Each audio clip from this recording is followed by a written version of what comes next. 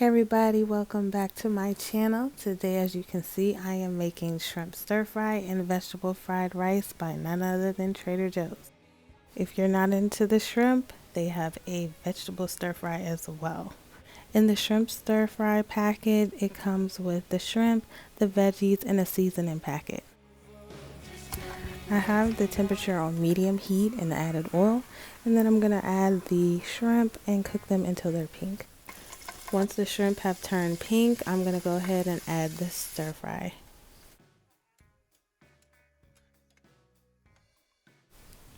While the stir fry is cooking, I'm going to go ahead and start with the vegetable fried rice.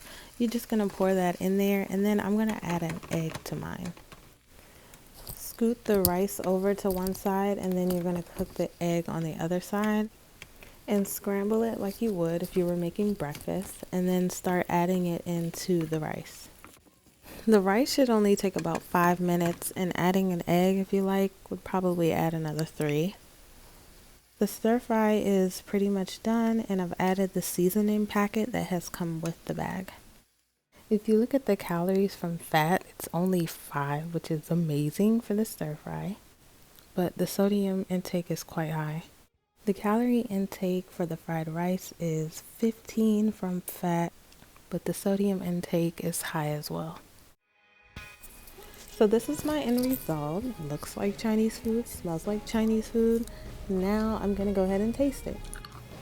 This was actually really good. I went ahead and added some soy sauce to it to add to the taste, but it's so good. This is amazing. The seasoning is great.